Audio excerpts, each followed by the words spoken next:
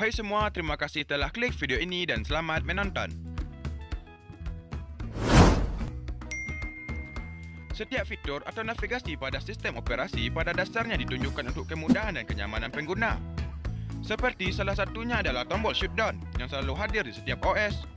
Tombol ini tentunya dihadirkan untuk membantu mematikan komputer secara aman agar komputer lebih terjaga performanya.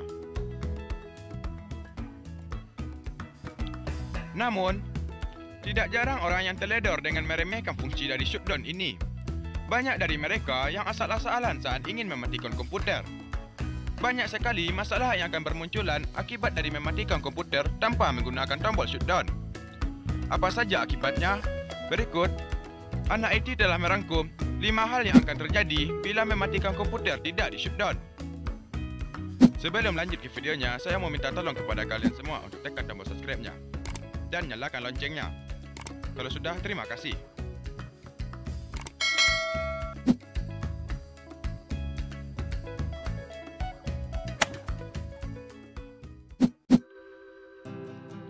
Yang pertama, masalah pada power supply. Normalnya, pada proses shutdown, prosesor akan memberikan perintah terhadap BIOS untuk menghentikan segala aktivitas hardware, terutama power supply, sehingga daya yang dipakai bisa diputus secara normal. Namun, berbeda halnya jika kamu mematikan komputer kamu secara paksa, alias tidak melalui proses shutdown. Arus akan terputus secara mendadak dan kemungkinan besar akan menimbulkan masalah.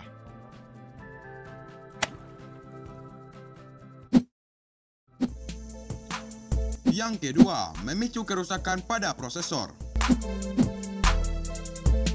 Ketika komputer dimatikan, beban kerja heatsink lebih tinggi dari biasanya untuk mendinginkan prosesor. Jika mematikan komputer secara paksa, proses pendinginan terhadap prosesor pun tidak akan optimal. Dan bukan tidak mungkin hal ini akan mengakibatkan kerusakan serius pada prosesor.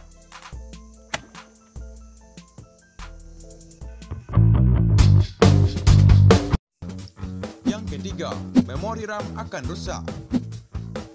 Saat komputer dimatikan dengan proses shutdown, sistem memori harus dikosongkan, sehingga memori bisa dalam keadaan yang benar-benar flash ketika dipakai nantinya.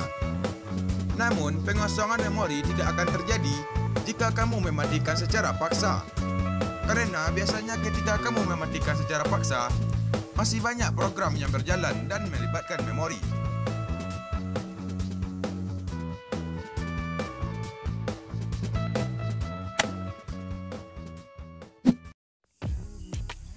Yang keempat, hard disk akan bad sector.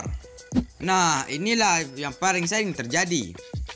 Pada proses shutdown yang normal, komputer akan menyimpan semua aktivitas yang ada pada hard disk. Namun, jika kamu mematikan komputer secara paksa, akan sangat membahayakan umur hard diskmu.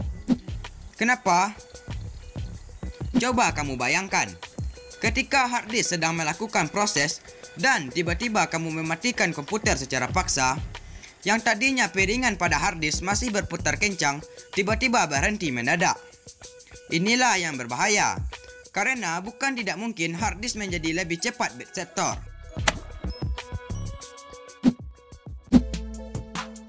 Yang kelima, registry menjadi berantakan. Normalnya, ketika kamu melakukan shutdown terhadap komputer, komputer akan meregistrasi ulang komponen yang digunakan dan software, serta data yang dipakai. Jika tidak, maka semuanya tidak akan bisa tersimpan di registry.